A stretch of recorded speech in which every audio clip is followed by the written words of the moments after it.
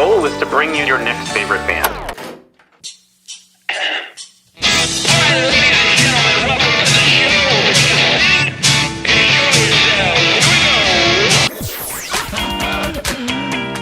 Sweet, that intro is my new favorite band. That's phenomenal. I'm so excited to be on. Yeah. I heard a rumor that you might be able to play that song live today. You heard correctly. Yes. Excellent. So, good enough for rock. I don't know when I rock out here on your next favorite band and show. and listen, it's going to be everybody's favorite band. Phil, you weren't supposed to make me get all... God almighty, But this Phil. is why we do it. Like, seriously. I gotta gather myself. All right, go ahead. Okay. Welcome to your next favorite band. That's both the show title and our promise to you. We here at Stereophilia Studio are tireless in our pursuit of finding incredible, genre-defiant artists who are either a hot, up-and-coming band or a group that has been delivering for years but have flown under the radar. Tonight we have captivating depth with surprising instruments, the all-female collective, the Hot Mamas. Each month, we will bring you live streams, audio podcasts, and perhaps even a live concert where you can listen to the stories and hear the music of artists personally curated by us based on what we feel will be worthy of your time. Be sure to subscribe and tune in to each episode because the possibilities are endless and you never know who will be your next favorite band.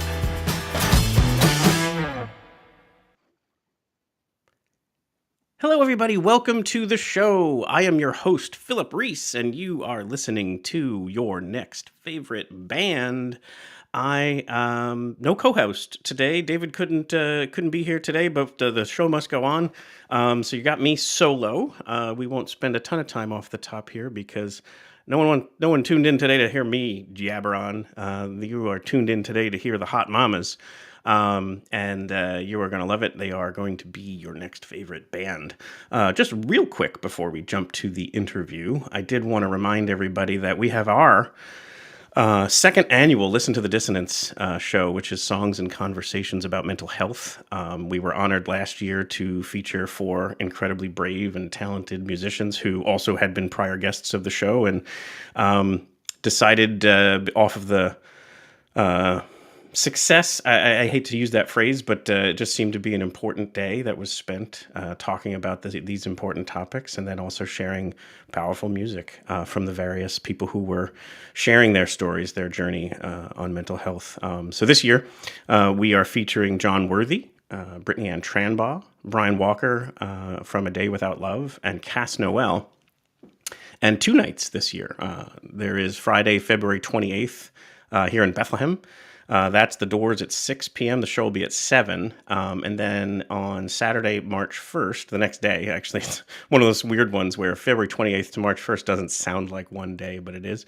Down in Wayne, actually, it's going to be an afternoon, doors at 1:30, show at 2. So really, again, honored and excited to share what we've kind of heard from those different performers in their interview, but also, again, willing and brave enough to come back to do, a more, important and deeper conversation around those different elements that they've personally experienced, and then hopping up on stage and sharing some of the songs that stem from that. A lot of times there's some that maybe they haven't even released yet, just because they're very personal. And again, been kind of, just honored to be able to kind of have them unlock that a little bit and share it in those moments because it's just seems right to them. So we're thrilled to have it. So anyway, hope you might consider joining us. Tickets are on sale. If you visit our website, nextfaveband.com, you'll find more details about that and links to go purchase the tickets. Now moving to our guests for today. We were able to kind of pull the entire collective together because not only are they going to be able to share their personal stories and how they formed as a band, but they're actually going to play live for us today, and that's very exciting. Just to give you kind of like a peek or a window into what this is like and why I was so excited. Like from the moment I walked into, so it was a Music Fest find. They were on the the kind of pics of the plots for that day. And when I walked into the tent, this is what I saw. And if you're listening on the podcast, I'll describe it a little bit. Fabulous outfits, a lot of color, a lot of feather boas. But then the instruments are what immediately jumped out at me. Because in addition to, we'll go from right to left actually, because they get a little bit more intriguing as we go. A fiddle and an accordion, not completely unheard of, obviously, but certainly not super common, even in a festival setting. Then a washboard, and then what appears to be a bass guitar that is created out of a water jug and a 2x4. And it sounded great, but the point is, like, it just simply was captivating. It was right off their kind of like a 2-line intro here at the beginning of the show. Which made me just want to obviously sit down and listen. And then it was just better and better as it went on, and they changed a ton of instruments, and it looked like a lot of it was in that same kind of vein of DIY, which is so cool. And then the music was great. So let's get into some of the music, and we'll bring them on the show, because enough with me chatting here, just sharing the stories. Let's hear from them. But they just recently released this song called Ford Escort, and it's wonderful, and it keeps building on itself. Lyrically, it's so brilliant. But let's take a listen to Ford Escort by the Hot Moms. 4 guys in a Ford Escort. Woo, y'all feel like going to the fair today? Oh, I sure do. Me, Joe, Ray, and Jose went down to the fair today. Me, Joe, Ray, and Jose went down to the fair today. Well, I said to Ray, now, hey, why don't you? They don't be me in Caledonia, but I trust him that's as far as I can throw him. Cause he bid on the goat instead. 4 guys and a goat in a Ford Escort. Woo!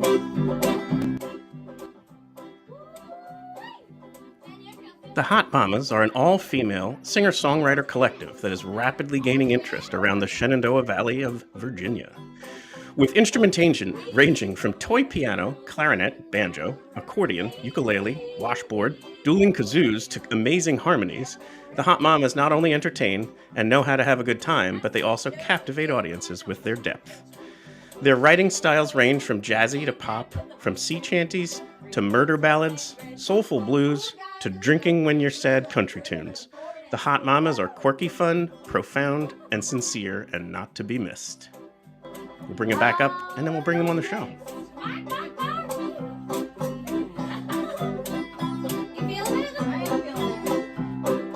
Me, Joe, Ray, Jose went down to the coop today. Me, Joe, Ray, Jose went down to the coop today. I said, Jose, hey, where did you get sunshine? That beat on rooster, but I didn't get another word out of him. The rooster ran us off real quick. 4 guys and a goat and a 3-legged turtle and a rooster named Sunshine. In a Ford Escort. This is so much fun. Welcome to the show, the Hot Mamas. Hello. Hello, hello. And so we have Mallory McKendry, Jen Kidd, Maria Leckie, and Jess Young. And this is one iteration, maybe the more common iteration, but there is more people who are also part of the Hot Mamas. For any given show, you might see a different combination of this, right? Yes. Yes, and we also break down into duos and trios, and then Like Legos. It's like, yes, it's like a Voltron of sorts. Oh, yes. I think to date we've only played one show with all 6 of us. Yeah. Yeah. I saw some point along the way that there was a reference to it as a coagulation. I thought that was a funny one instead of collective. But either way, it works. And actually, while we're on that point, and Jess, I think this was you at a prior interview. This was the way I was going to go with this kind of bio, but I didn't want it to come across until we got on the show. I didn't want anybody to think I was either being rude or whatever. But this was the way you described it. It was if you went to a junkyard and had a bathtub and you filled the bathtub with everything you could find in the junkyard, and then you put it on a skateboard and rolled it down the street. And when it tipped over, a bunch of hot girls in roller skates rolled up and picked up the trash instruments and started playing very professionally with scarves and bolas. Yep. That's Yeah. it. That was the prior interview that Maria. Yeah. I couldn't remember who, but it was just one of those things where I was just like, again, that's a great description. But if people aren't aware that it's done with utter admiration and respect, they might think you're thinking it's like you're calling it junkyard music. No, it's not that. It's the fact that you're making this amazing sound come out of stuff that maybe doesn't look like the right instrument on the first blush. But after you listen to it, it's just incredible. Thanks. Yes. Yeah. We like trash. Yes. In the best way possible. And then tell me about this. So back to this little picture here of the bass with the water jug. I understand that someone helped put that together. Yeah, a good friend of ours, Mike Chiarello, is a local musician and luthier, and he's one of my oldest lifelong friends. In fact, our parents almost got married twice. I I remember that's such a fascinating story. And I was putting the call out at one point because we had we all started originally with just ukuleles. And we were like, Ukulele we can't do mariachi this. Gradually expanded, but bass has been one elusive creature for us. So, but we were also looking for something kind of non-traditional. Sure. So when I put the call out for anybody with like thoughts on that, he piped right up and said, I have this great idea. So It is. So again, having seen a number of shows myself, I have yet to ever seen anything like that before. yeah. And it sounds great. Oh yeah, there's been an essay written about it. From the perspective of it. And Oh my God, that's amazing. We have to link to that. I could actually grab it, but there's a print that was made of it too, like an actual like someone. This person was like obsessed. Yeah, is Fantastic. Well, yeah, I would love to link to that essay. That sounds like a lot of fun. okay. Yeah, we'll get that to you. Yeah. The other thing I wanted to touch on kind of off the top here is, and then we're going to actually go farther back because we always love to kind of dive into everybody's the origin story of where you found your superpowers. But tell me if I'm right about this. It looked like Mallory and Maria, you in 2021, you were faced with like life changes. You were sharing music together, but ultimately decided you weren't going to form a band. Is that the way it kind of Well, almost didn't happen? it's Sound like, like you thought. Mallory was like, we can't do this. We both play ukulele and kazoo. It would be ridiculous for us to form a band because we're the same. Right. And we were like, well, But we liked each other. I know, And yes. we were trading songs, like healing our hearts and writing songs. On the porch, and I'm like my porch and on your the porch. Yeah. And eventually Mallory reached out to me and was like, hey, I booked a gig. Let's just It's next do weekend, 1 week from today. Yeah. That sounds about right. Let's Yeah. put 3 hours of music together. Yeah. Yeah. Yeah. And then Mallory, like day of, invited a former member of the collective, Casey Rolfe, to come and play with us. Jess came to that gig. I just came as an audience member. Nice. And You I wanna was, take it away? I was like, Oh. I know all of these songs, and so I was like, I really want to play in the band too. Can And I? Yeah, you too. She really wanted to play in the band, but my favorite part about Jess wanting to join the band is that she handed me this this little strip of paper that she had clearly just ripped out of her notebook and scrawled on it in her handwriting were all the like various instruments that she plays, and clarinet was on there. So I was instantly like, okay. But I didn't know at that time that Jess actually had her own professional resume writing business. Right. I know how to make a resume to get the job. That's the point. But I have Looks saved varies. every time I saved that piece of paper and I treasure it. So Yes. she wrote a very convincing resume. So if anyone wants to hire Jess to write you a resume, also. Oh no, it's not. I closed that business. Yeah, but you can still. But the template of the ripped up piece of paper. Right. still Yeah, exists. yeah. Right. That's one way to go about it. And that was our first iteration where the four, Jen wasn't in the group yet. And we had Casey was our fourth member. So that was like the A very year's worth beginning. of- Yeah. And enter Jen Kidd. Yes. Yeah, let's use this as a moment to maybe go back into each person's individual story. So Jen, tell us where maybe you found music. Like I always get so intrigued by Good. where does it grab your brain and not let go? I have thought about this for a long time, and you may not believe me, but I'm pretty sure that I sung in utero. I believe you. We can- I believe you. I'm like, yeah. We need like a hypnotist to kind of have you go back and see if it's, Yeah. No, I have sung in this town for 25 years and have been around these folks a long time, and just always was the front lady with a lot of dude bands. Sure. And so when they approached me and said, we really would love it if you want to like come try it and see if you like it, I was like, hell yes, I do. It's been this ongoing, as we say, slumber party you always wanted to attend ever since. Like, it's just so fun, and like they're so talented, and they play it down, but like these gals can do almost anything, Sure. and it's amazing. Can I say something about Jen? Yeah. Because we've had a lot of road trips at this point, and I do know, just speaking back to your origin story, like one of my favorite thoughts, and I hear it all the time in your voice, is like your ability to just sing so powerfully a cappella, and like your roots in like Appalachian history with your family. Like I think that is like it. I hear it in your sound so much. Well, thank you. Like, and she has a lot of other eclectic influences that are heard, but that pure like Appalachian source is like rich. Your voice, yeah. Thank you. My dad's side of the family is the Kid family, and so my grandpa played everything. There was nothing that he couldn't play. Awesome. And I tried to play all of them, but singing is my best. This little scratchy boy right here. So I just appreciate that these ladies see that and enjoy it themselves. Yeah. It does bring such a neat, different sound too. Like washboard, is just such one of those things that is very American, I guess you might say. It's like it adds that kind of like Americana Appalachian sound to it. And then not everyone can do it. I mean, like it's one of those things where it's done. It looks probably maybe for an audience member simpler than it actually is. Thank you for saying that. I totally Of course, agree. yeah. For the first time ever, actually, at Red Wing this year, there was Tuba Skinny, and there was a player that was a musical washboard player. And I was like, finally, thank you for acknowledging that anything can be percussion and played in a professional way. Like, Totally. Thank you. Yeah.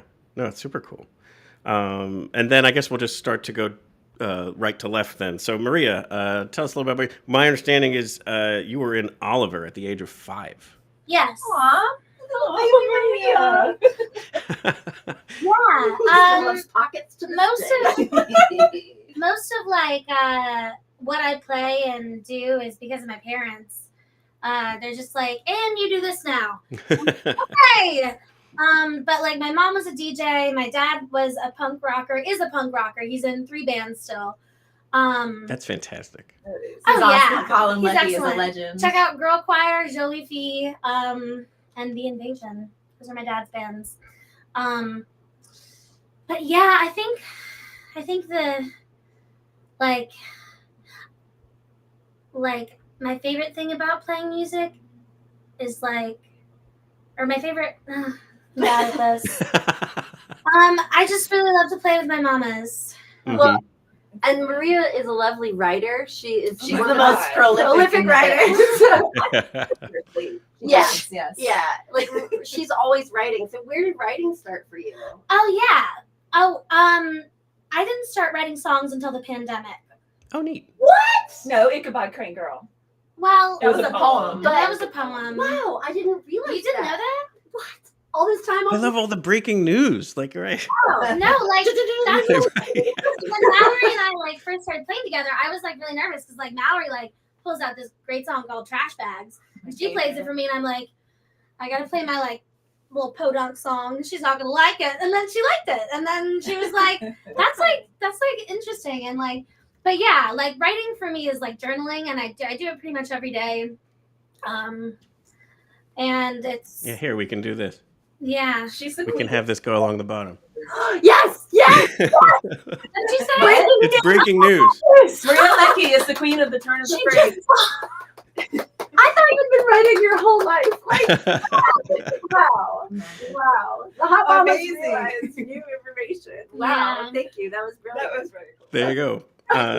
And then the other thing, so you play the accordion. We have not. You're going to play it a little bit later, but you probably saw it in the picture that we shared there. And it sounded like you started off doing covers of 80s music in the Little Grill Collective. Yes.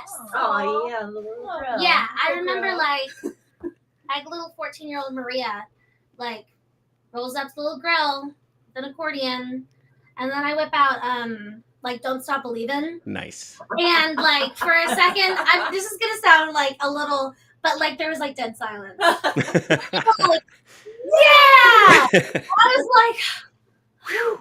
Now, I have to say, actually, I know that one of the first places I ever played was the Little Grill. Yeah. Oh my god. Same for me. Yeah, I was going to say that. It looked like it came up a lot for each of you. Like, this place seems like, did it close, though, during the pandemic?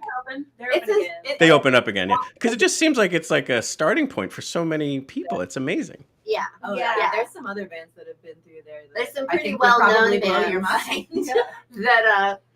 There's some pretty I don't definitely. think they still do shows occasionally. They've just actually did started- They just did the cover Paul Simon tribute Mhm. show. Oh, that's right. Yeah, they've been starting to do music again. But they were a since the- collective, and then the pandemic happened, so that the Democratic collective couldn't survive anymore in that climate, and then so it closed for a tiny little bit, and then some people who were The original- they were like the original owners. They took They it over took it again, back. and so now it's alive again. Yeah. That's so good. That's so cool. Yeah, again, whenever a town or a community has a place like that to give, burgeoning musicians a place to just open mic or just a spot to try something out, like it's such a fascinatingly important element to people's journeys. Like it's just such a cool thing when a town has that to offer. I feel like the Keels came out of there too. Like, didn't Mm. Larry Oh, Keel- that's where I first Yeah. ever saw Larry Nice. Keel. Yeah. Yeah. I think to speak to that open mic thing, I think that for me personally, like music and art and poetry, like whatever it is that you need to share, having safe spaces like Yep. that to be able to share those things is like essential because Yeah. it's so easy for people to just be hypercritical and certainly of ourselves as creators. It's, but like to have audiences that are hypercritical on top of it is like Mhm. so Yeah. being able to have those safe Mhm. places where people love and encourage each other, there's nothing Yeah. like that. And That's like awesome. open mics are created equally. No. But like That the one was Little Girl prime. was pretty Yeah. amazing. Like Little the Girl Little open mic Girl was is prime. Awesome. So Jess, we talked about this before we came on the air, but you kind of had a background in marching band clarinet. Yes. I started playing clarinet, like many do in the 6th grade. And I just kept going with it. And I played it through college a little bit. I was in the Marching Royal Dukes. I got to play in the Macy's Day Parade once. Amazing. Very cool. Oh yeah. Yeah. And so after that, I was like, I don't want to do this anymore. For a while, the past 10 years or however, it's been longer than that.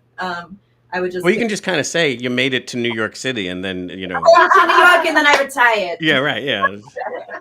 Can't go anywhere higher than that. Yeah, I would just pick it up when I was drunk with my friends, and I'd be like, "Look what I can do!" And then finally, I had a place to use it again. Yay. So it's still my 6th grade clarinet, but thank God for Shen Valley Band in Harrisonburg for upkeeping it for me and cleaning it and bending all the things back in. Remember when it just fell apart? I was going to say, on that note, Yeah. I want to talk about what a MacGyver this gal is. I because used a knife, yes. in the middle of a 3-hour set, this thing kind of in the humidity of July was like, I don't think so anymore. And she had a knife I screwed it back together. and got it back together and no problem. But With I, a knife. yes, I thought it was over. It was impressive. Yeah. You That's had fantastic. string changes too. Yeah, we had a Yeah. crazy gig that day, and on a set break, a lot of crazy things went down. But That's our life. the Show must go on. and Jess also plays a lot of instruments. I don't know. Just plays a I ton. was gonna. So another thing, if this is obviously the multi-instrumental nature of it, but it looks like you also stole your brother's guitar on Christmas. I don't think it was like on Christmas. Mm. I It was might be in your definitely, bio. it might be in my bio. It was definitely, I was definitely upset because I didn't know I wanted a guitar until I saw that he got one. And I was like, that should be mine. And he learned how to play a little bit, but he wasn't really interested. And so I did just kind of, I maybe I'll change it in my bio to I adopted it. Permanently borrowed. I Better story than stolen. Yeah. I don't know. I like people to think I have fast hands. And then in the bio, it also said to ask about Rock Lotto. Oh yeah, sure. I don't know. Rock Lotto. I lived in Harrisonburg before I lived here in Stanton. I moved to Stanton in 2020, and before that, a lot of my music background, as far as being in a band, was kind of these very short-term projects that were put on through when I was doing it through the Golden Pony in Harrisonburg. But it has been something that they've done for years and years and years. I think that there is a documentary about it on the web somewhere, a Rock Lotto documentary. Your hair is really cute in that documentary. Actually. Thank you.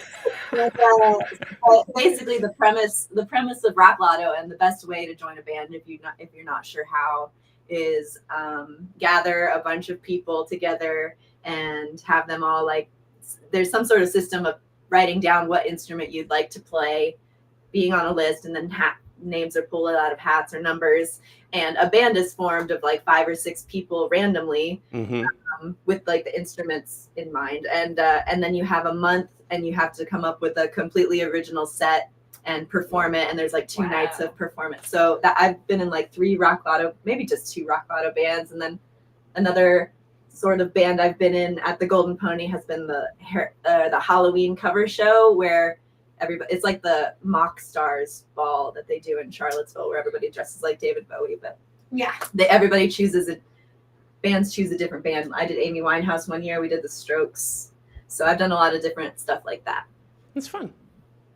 And you won an 8mm film contest once. Jess is very artsy.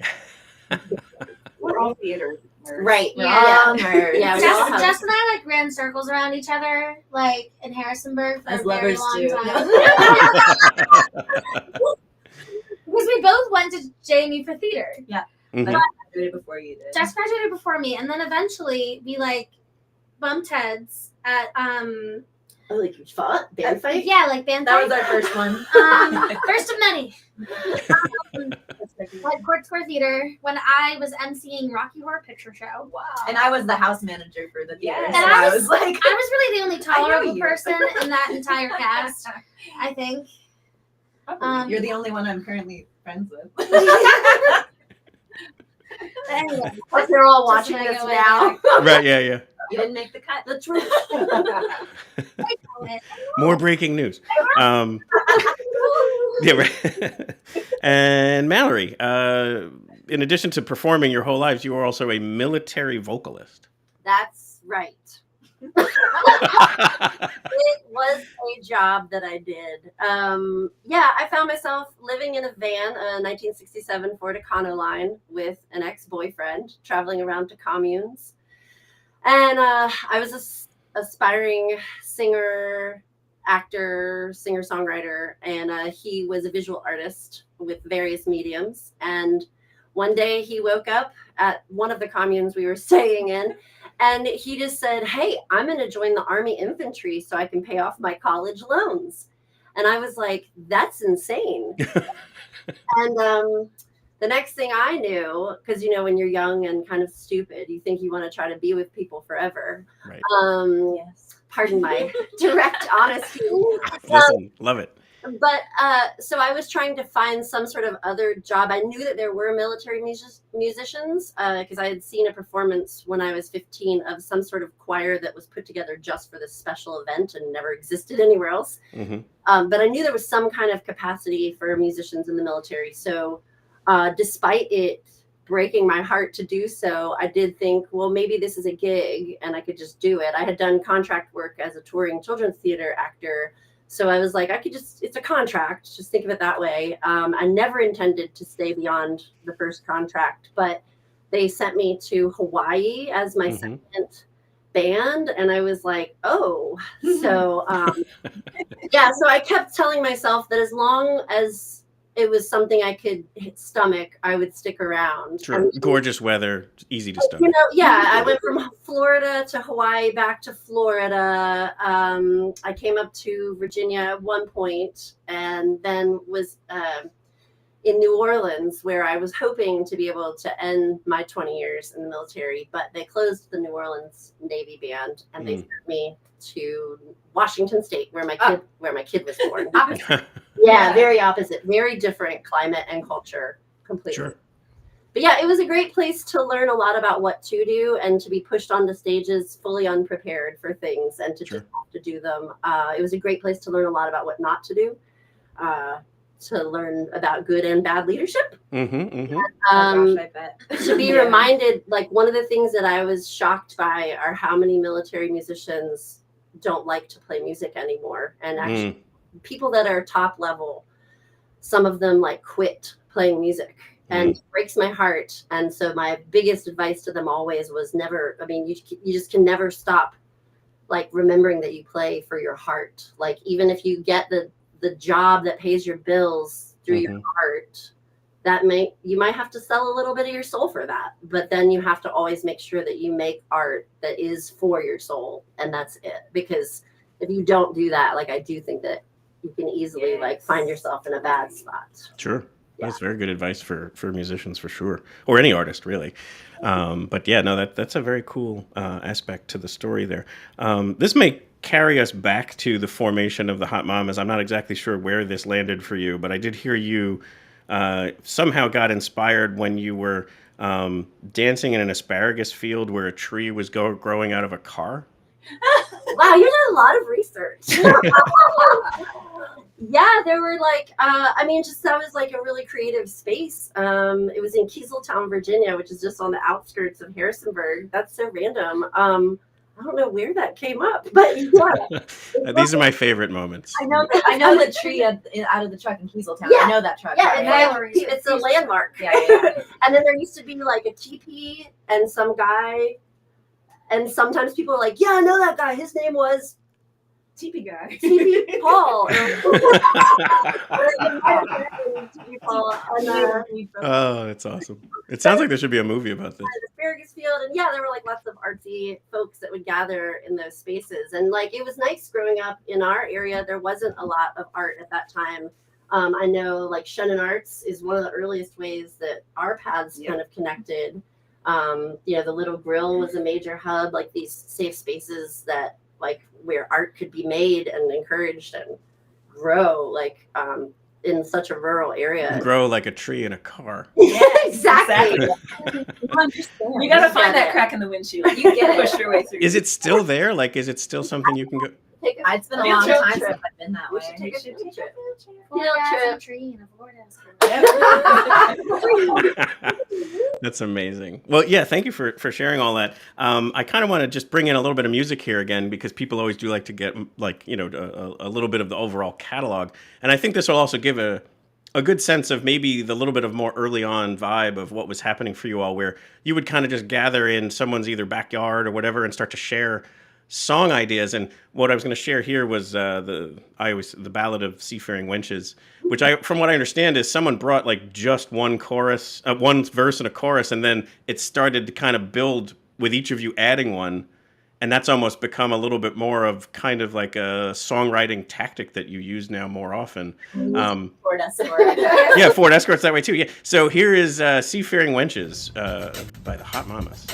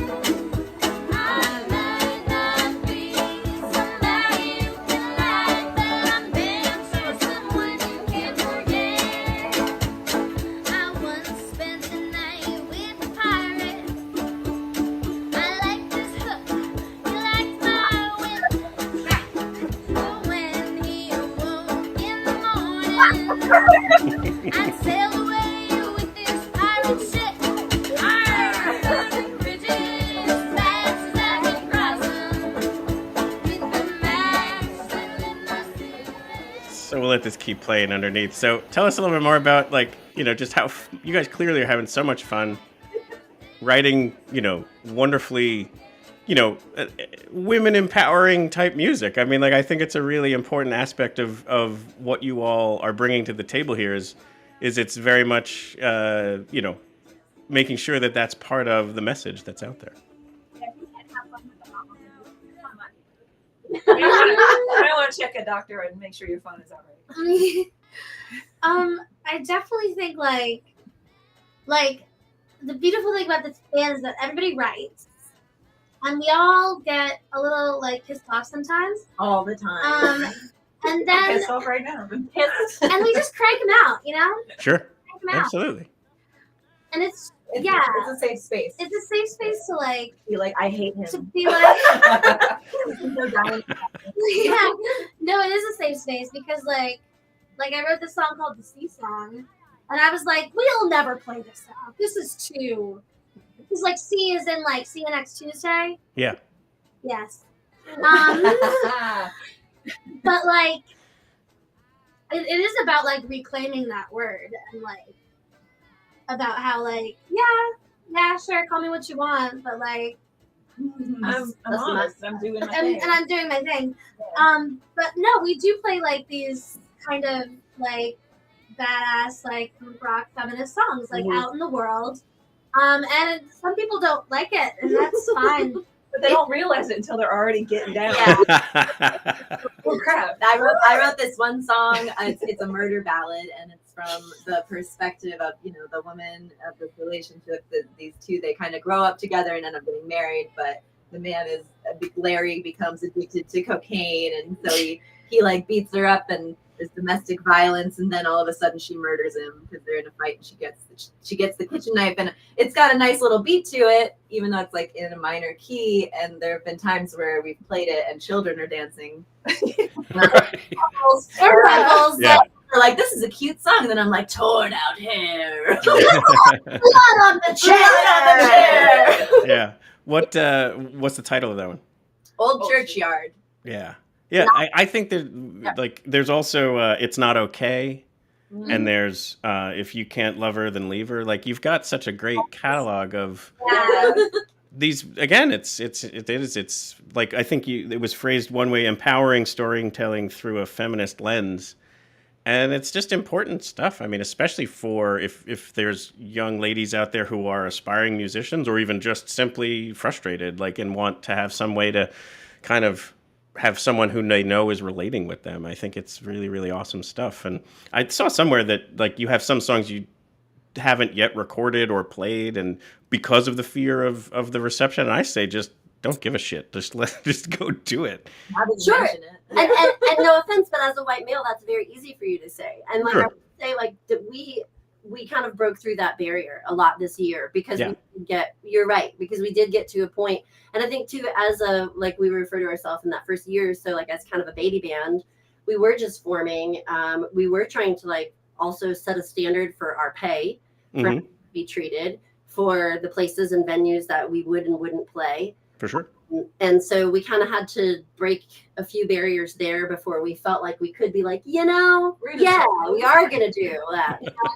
But what we did, and we did it this summer, and it's been gloriously received. And, we absolutely love, especially like the dudes that are out there like dancing beside their women, like we really appreciate the support. And, even like just a song that she just mentioned, it turns the old murder ballad song on its head, because so often it is the woman who is the victim. Sure. Like our version even of Liza Jane, we don't sing the original lyrics because those are tiny woman lyrics. They minimize who Liza Jane is. And our version of that, we talk about how she's so strong. She's the strongest woman in the room, and everybody wants to be like her. Oh, that's awesome.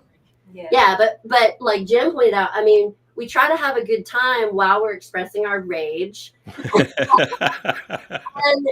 because if like you got to have all of that. And we don't want to just like, we don't want to actually like push people away. We want everyone to realize like this is for everyone to stand up for, whatever it is that is like making you feel like you're not being treated fairly. Like For you sure. have that right to stand up for that, Mhm. you know? Especially now in the United States, we need all the allies we can get. Yeah. 100%. Absolutely.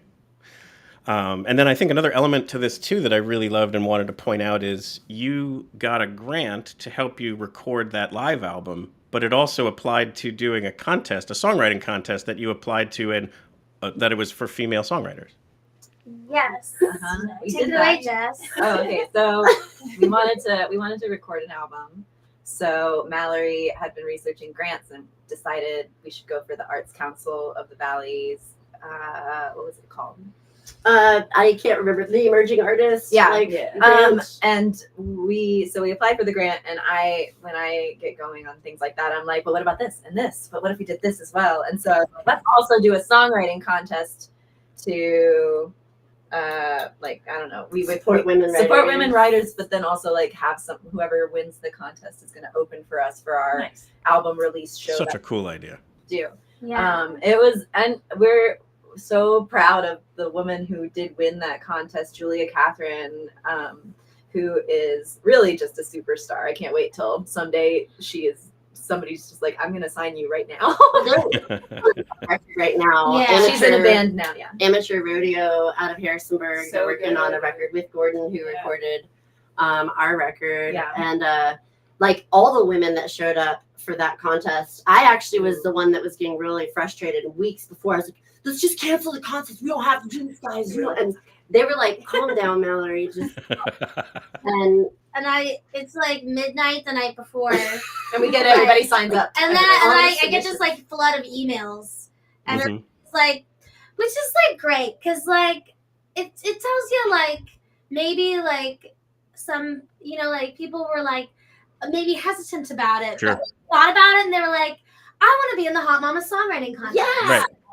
And yeah. The They were turnout all was very competitive. It was cool. so hard to like being. Oh, I bet.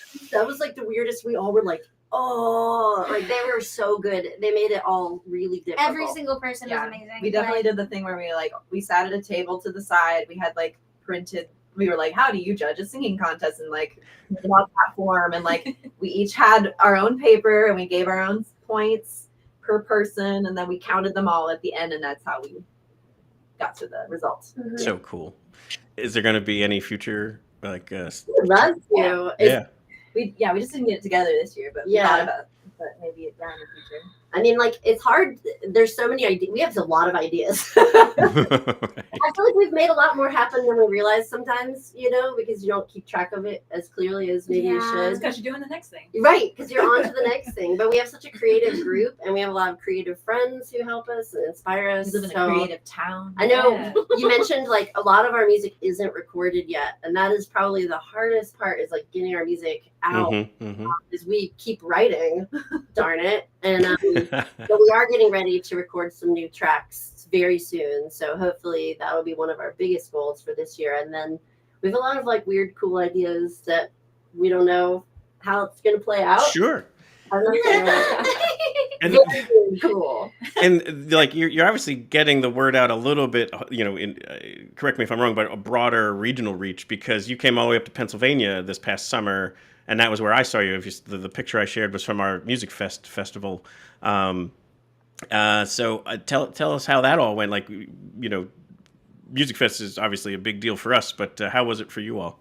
It was a blast. It was amazing. Hotel Soup Party. Yeah, That's another song that we haven't recorded yet. Hotel Soup Party. But yeah, they hooked us up. We had like super sweet hotel rooms. It was beautiful. The And festival like, was amazing. and like the fact that like you're just wandering around and there's like, oh, dude with a guitar, like chick with a washboard, like I don't know, like Yeah. it felt like a big, like amazing community to be welcomed into. It is. It's really like, obviously it's where this show spawned out of, was because of how special and supportive that whole like community is, that even it allowed some knucklehead like me to just start talking to musicians. I'm not even I've never played an instrument in my life. I just love live music, but Knucklehead. yeah.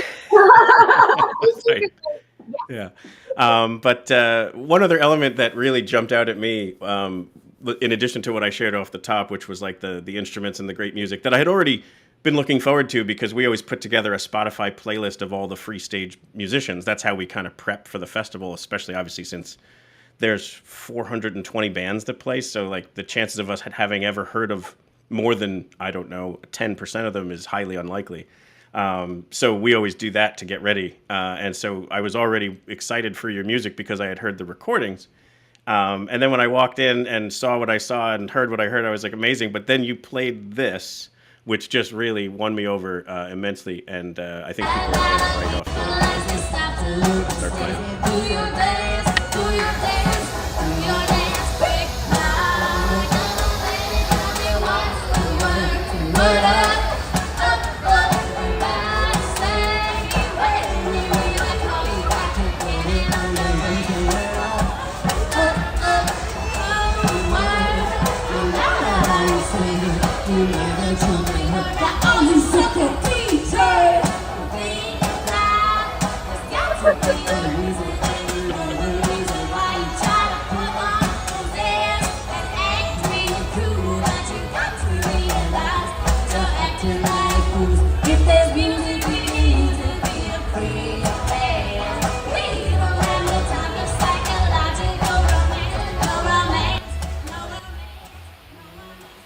So, incredible cover of Word Up by Cameo.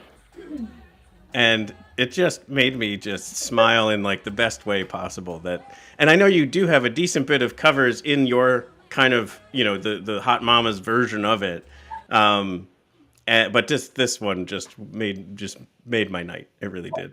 So I think that one came about serendipitously because Marie and I hopped on your set at Cranberries on a Sunday, and we were flipping through like, what songs do we know? And I was like, you got Word Up by Cameo? I was like, come on now. And like the whole breakfast brunch house was like, zoop. They did right. Yeah. Super fun. It is. It's super fun. And y'all, I didn't know y'all do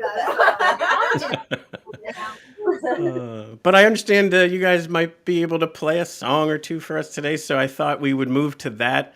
I'm going to give you full center stage if you need to kind of grab instruments and tune, if you want to share any stories about the music you're going to play. Well, I think this is a fun one. Jen wrote this one, and she has another band in this area called 23 Skidoo, and they're fabulous. But it sounds like, I'm not trying to steal words from her mouth, but I think it's so cool that the way she does it, and even the key she does it in with us, is different. And it's like totally different song because you're playing with different people. I think that's such a neat thing. It's good when a song can be flexible. Yeah. A lot of iterations. This cold weather. Yeah, so this one's called Floor to Fall From. And the idea is, the unfortunate thing about disappointment is there's no basement. Like, you can get disappointed over and over and over and over and over again, and there's just no level where it stops. No floor to fall from. Yeah. With disappointment. I mean, I'm happy. Don't get me wrong. But sometimes I get disappointed. All right, y'all ready? Yeah. 1, 2, 3, 4.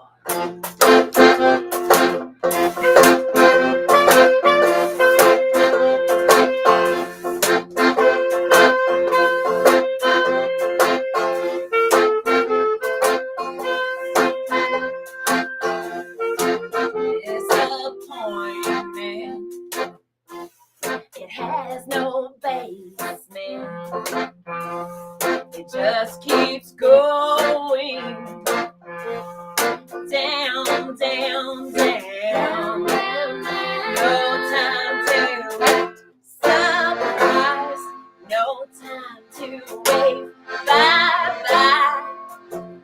You just pick yourself up and pretend that it'll never happen again. Still looking for that floor to fall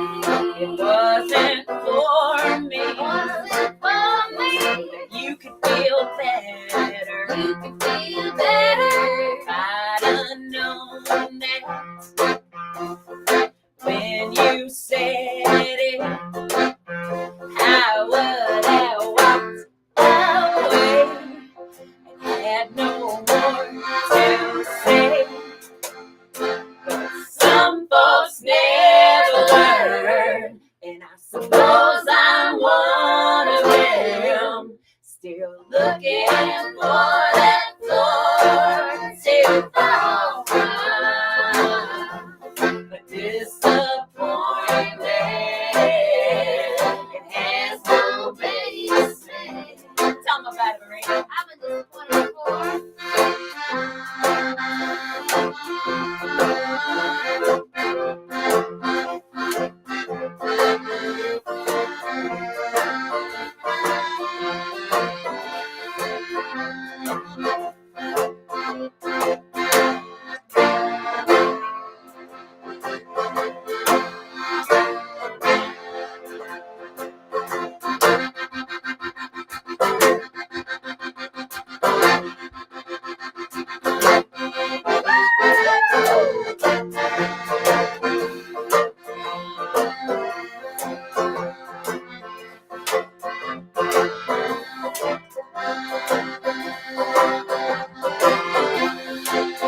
You know what? What about it? Some folks never learn, and I suppose I'm one of them. Still looking for that floor to fall from. But disappointment, it has no basement. No disappointment, it has no basement. Just keeps going down, y'all. Down, down, down. Excellent. Thank you so much. What a great Never performance. The hot mama said. That's just love it. Just love the sound. Yeah. It's so much fun. People, like you had said, again, it's not to be missed. It's right in your bio, and it's very, very true. We always love to kind of just wrap up here with any kind of promotional stuff. Obviously, there is that brand new single, Ford Escort. You've got another one coming out soon. Tell us more about that one, because it's got some really cool local kind of guest performers. Yeah, that one's really fun. It's called Pack Your Bags, and it's coming out January 20th. Cool. And it features local hip hop artist, Lady Tage. And if you're interested in checking out her sound before January 20th, she actually just this past weekend released her own brand new album. So she got a whole album out, and she even features other local artists on it. So it's pretty cool. We also have on that track, we're featuring the vocalist for local doom double bass metal band Heemeyer. Her name is Maggie Worthington, and she's not singing on it, but she is screaming through her fiddle at the end of the song. And Love it. It's definitely a song that speaks more to what we were talking about that has been, I think what this last year has been for the mamas is a little bit more of like breaking through harder barriers and figuring out what we really need to say. So this song is definitely like, it's still fun and there's still cool things going on, but it's got a pretty serious vibe too. That's fantastic. So we'll be on the lookout for that. Actually, it's coming out basically next week. So we'll definitely highlight that, in the following days of this interview. And anything else kind of like on the horizon, more festivals coming back to Music Fest. I'll keep my fingers crossed on that one. Yeah, we definitely hope so. We haven't jumped right full on into it's been it's been a little bit normally by this like last time this year we already had our lineup figured out for the majority of the year, but I gotta admit the last few months have been weird for lots of folks, I think. Oh, totally. So, but that's whenever these kids go back to school, I definitely plan send some emails out and get back to work. We are excited to play a Mardi Gras show. Yeah, Mardi Gras show with one of my dad's bands. It's gonna be so It's fun. gonna be at Dirty Marinos, Nelly's in too. Charlottesville. We got Marinos, which is our cultural Marinos, music hub here right in up the St. block. Yeah. Marinos, February 15th. Mardi Gras show at Dirty Nelly's, March 4th. It's actual Mardi Gras night, Fat Tuesday. Yep. So we're definitely gonna play as many festivals and shows and stuff around here as we can. So fantastic. Other two members are Aaron Hunter and Nancy Gaston or N-Dash, and they are not here today with us, but you might see either of them. And one of our many iterations. Yep. And I'd just like to say like how delightful this was. And Thank you. And thank you for like coming up and talking to us after the show. Like here you go, and here's a free pick. And I was like, yeah. And it was such a great connection to him made. So Yeah. Thank you. And I think that actually Endash, our washboard player for that show, had actually just heard about your next favorite band. Like, I think she was like, wait, I know about that. I just like listened to that the other day. So That's yeah. awesome. Yeah. That's flattering. But I'm always just amazed when a musician says yes still, but because I'm always like, really, you want to come on my show? That's so fun. And no, I love it. So happy that we got to feature your music and tell your stories. Can't wait to see you guys play live again soon. Thank you. Thanks for having us. Thank you. Absolutely. Thank you so much. So there you have it, the Hot Mamas, brand new music right around the corner that's going to be coming out, and great stuff that's out there already. It is a live recording from what's out there. That album that they have that's out is a wonderful recording, and I think their stuff live just has a totally different energy, and it's definitely the best way to kind of consume their sound. It's just so good. And then when they play nearby, you definitely. All right, Phil, let's say goodbye to everybody.